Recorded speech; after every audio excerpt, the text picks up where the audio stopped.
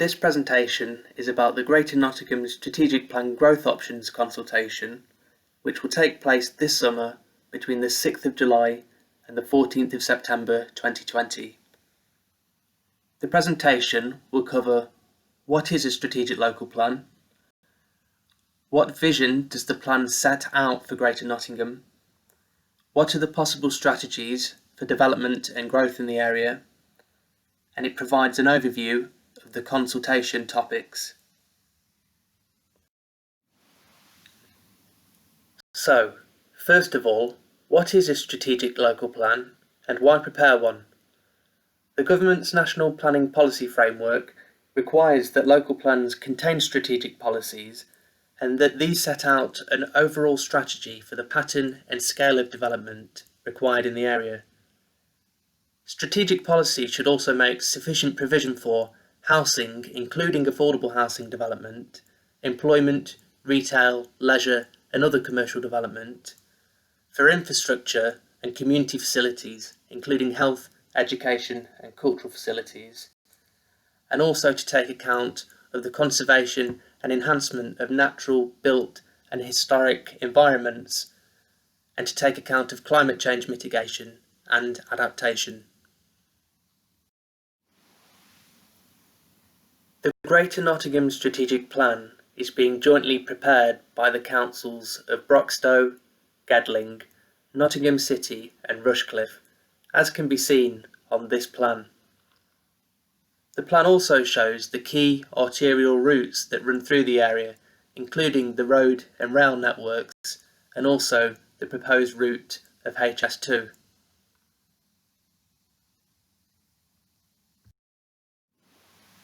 You may be asking why Erewash Borough Council are not part of the Greater Nottingham Strategic Plan. Erewash decided to produce a separate growth options document and supporting sustainability appraisal and consulted on this in the first half of 2020. The reason for this is that Erewash faces specific development pressures and needed to progress swiftly with the plan-making process. Nevertheless, work continues on a partnership basis to prepare a single joint evidence base that considers planning issues from a Greater Nottingham-wide perspective. The National Planning Policy Framework sets out that strategic plans should have a lifespan of at least 15 years, and as such, the Greater Nottingham Strategic Plan sets out a vision up to the year 2038. This vision seeks to address the causes of climate change and mitigate its effects, to ensure that new development contributes to carbon neutrality, to provide enough new homes and the right type of homes for existing and future populations, to provide economic development that generates sufficient new jobs, and to provide vibrant and viable city and town centres. The plan will also ensure that new development protects biodiversity and secures a net gain in biodiversity, that it ensures well-designed new homes and other development, and that it creates strong, cohesive, safe and healthy communities. Moving on to the context to preparing a strategy, councils are required to prepare a proportionate evidence base to justify the policy approach taken and to consider all reasonable alternatives to accommodate the quantum and location of growth that's proposed. A starting point for this is the government's standard methodology, which sets out the quantum of housing required by area. But it's also an important consideration for councils to decide whether there's good reasons that exist to provide more or less than the quantum proposed by the methodology. Also, for the Greater Nottingham Strategic Plan, a growth option study has been commissioned to help address the reasonable alternative options to spatial growth. As can be seen on this map, the yellow areas are the broad areas of search within this study. Finally, in terms of proportionate evidence, some policy matters are more straightforward and therefore require less technical evidence, and this includes things like design and climate change. The Growth Options Consultation highlights 4 potential growth strategies to accommodate growth in the Greater Nottingham area. Option 1 would be a strategy of urban intensification, which is similar to the approach currently taken in the Aligned Core Strategies local plan. In this case, most development would be within or adjoining the main built-up area of Nottingham. The positive impacts of this would be that it would facilitate urban regeneration, that there'd be potential to co-locate housing closer to the main job markets, that we'd be able to maximise the use of existing infrastructure, including the potential for district heating schemes, and also we'd be able to protect the green belt. The negative impacts of this would be the potential for overdevelopment within the urban areas. It may lead to a loss of existing urban open space, that there's the potential to overload on existing service capacity within the urban area, and there's the potential for higher levels of pollution within the urban area. A second possible option could be to have a more dispersed growth strategy that focuses development on the key settlements that are outside of the main urban area of Nottingham, and this could include a new settlement or a garden community. Positive impacts of this include that there could potentially be more affordable housing contributions due to generally higher land values outside of the urban area, that there would be a greater range of housing choices and locations, and that development could be located in areas that are highly attractive to the employment market, including the M1 corridor.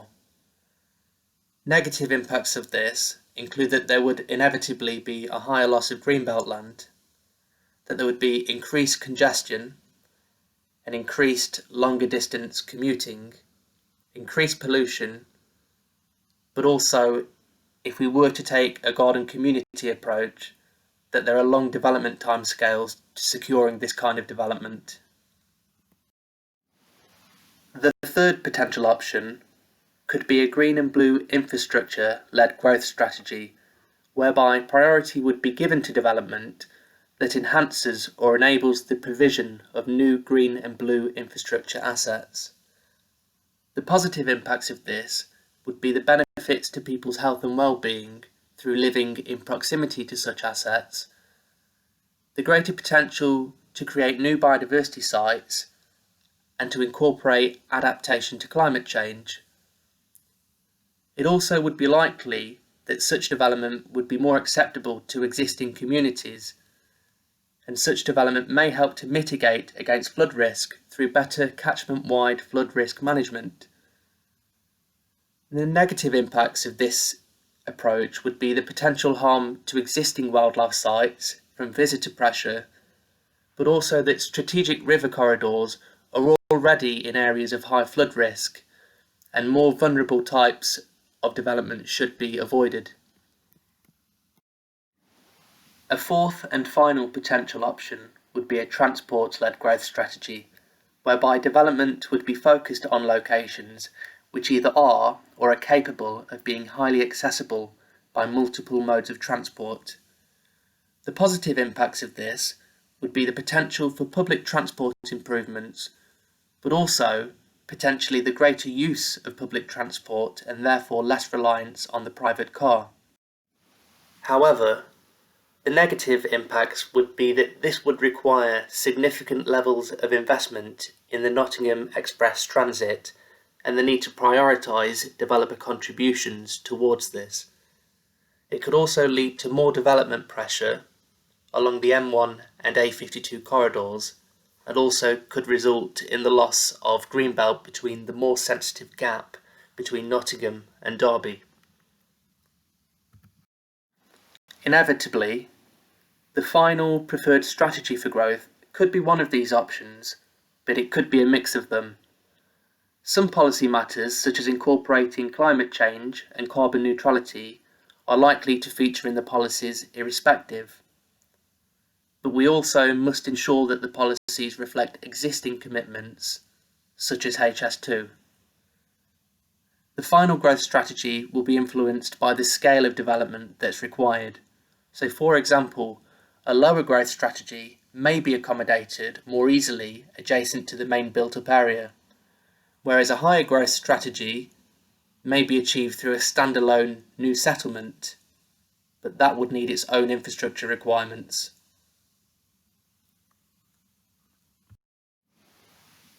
Considering the scale of growth required, the government standard methodology establishes a need of 51,580 new homes for the plan area up to the year 2038.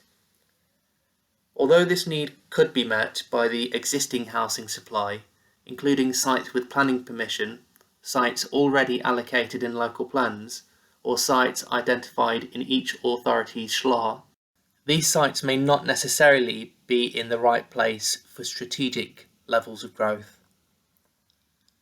It's also important to reiterate that the standard methodology is the starting point for considering the scale of growth, and both higher or lower levels of growth may be appropriate. Reasons for higher levels of growth could be opportunities for investment in infrastructure or other economic opportunities to facilitate more sustainable development, for example, higher levels of affordable housing, or there could be scope for better integration of net gains of green and blue infrastructure.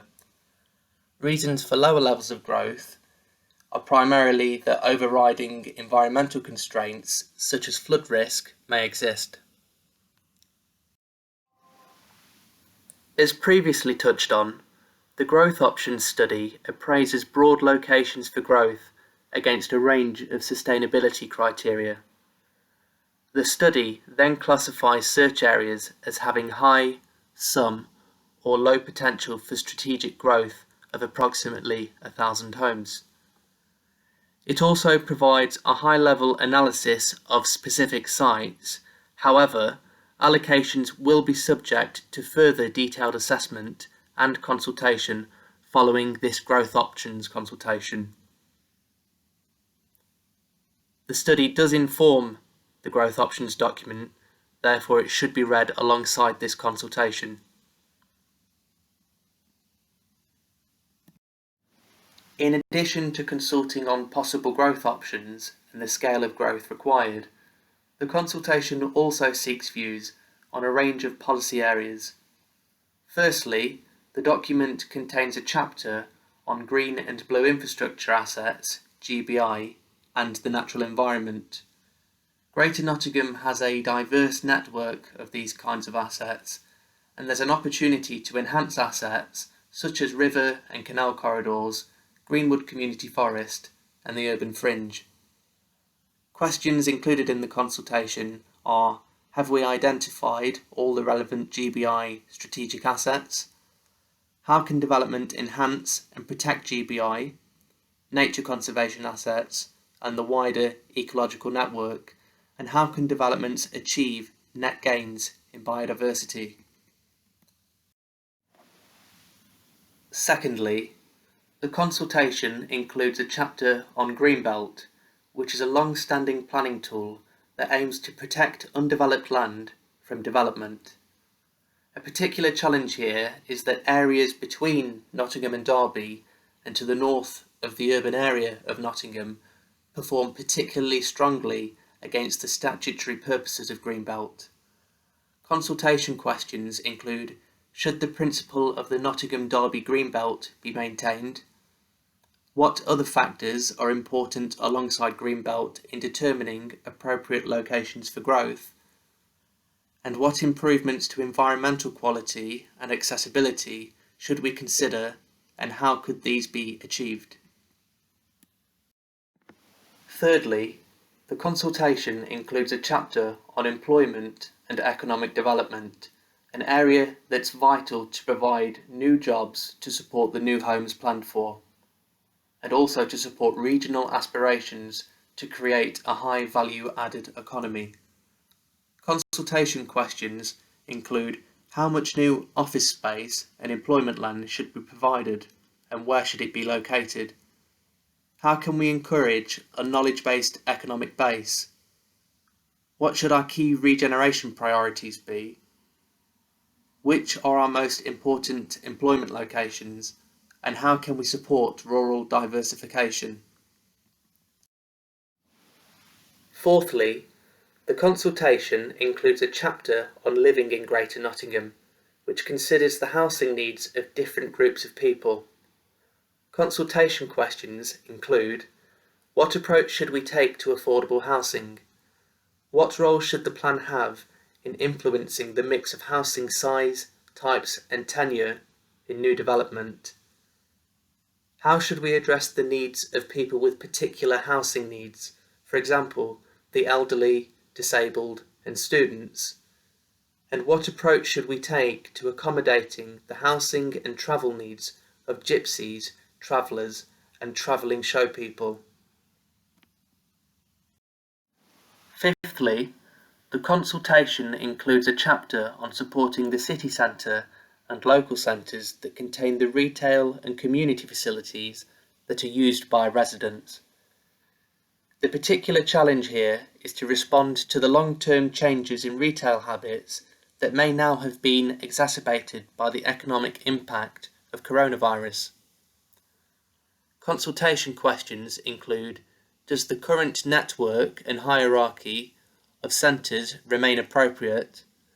And how can we help our city, town and local centres to adapt to changing shopping habits and other behavioural changes? Sixthly, the consultation includes a chapter to secure high quality design and therefore better places to live, work and enjoy, and that includes the protection and enhancement of the historic environment. Consultation questions include: should we promote the use of consistent design principles or standards across the plan area, and how can the plan provide a positive strategy for the conservation and enjoyment of the historic environment? And finally, the consultation includes a chapter on infrastructure provision to support sustainable new development. This includes physical infrastructure, such as transport and flood management, and facility infrastructure, such as health, education and cultural facilities.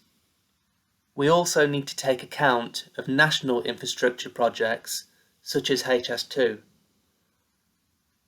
Consultation questions include: are there any barriers to future housing or economic development in terms of necessary infrastructure provision, and if so, what are they? What should be the priorities for development funded infrastructure? And how can we ensure the timely provision of necessary infrastructure? We've now reached the end of this presentation on the Greater Nottingham Strategic Plan Growth Options Consultation, which will take place between the 6th of July and the 14th of September 2020. For more information or to respond to the consultation, you can go on our website www.gnplan.org.uk. All comments will be considered in preparing for the next consultation on the plan, which is due early next year. You can also follow us on Twitter @GNPlan for more information, news and discussion. Thank you for listening.